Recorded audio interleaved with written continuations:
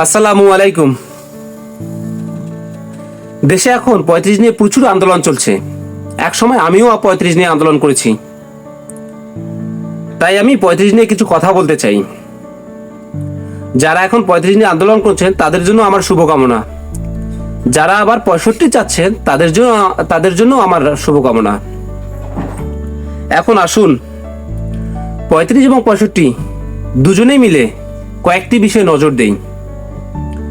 ১ নম্বরে, শিক্ষা ব্যবস্থায় সেশন জট শূন্যের কোঠা যদি নিয়ে আসতে পারি। ২ নম্বরে হচ্ছে ২৩ বছর বয়সে যদি গ্রাজুয়েট বের করতে পারি। ৩ নম্বর, সরকারি চাকরির প্রতি আকর্ষণীয়তা যদি কমাইতে পারি। ৪ নম্বরে হচ্ছে বেসরকারি চাকরিতে সরকারি চাকরির মতো সমান সুযোগ সুবিধা যদি দিতে পারি।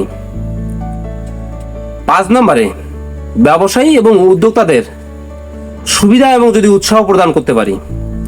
৬ নম্বরে, আমলাতান্ত্রিকতাকে যদি সেবাতান্ত্রিকতায় পরিণত করতে পারি। ৭ নম্বরে, পদ ও পদবীকে নয়, সততা এবং কাজকে যদি মূল্যায়ন করতে পারি।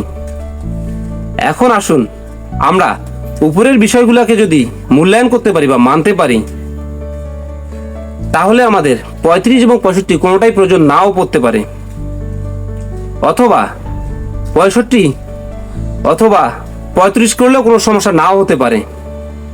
পরিশেষে দেখা যাবে বেকারত্ব প্রায় শূন্যের কোঠায় নেমে আসছে। ধন্যবাদ সকলকে।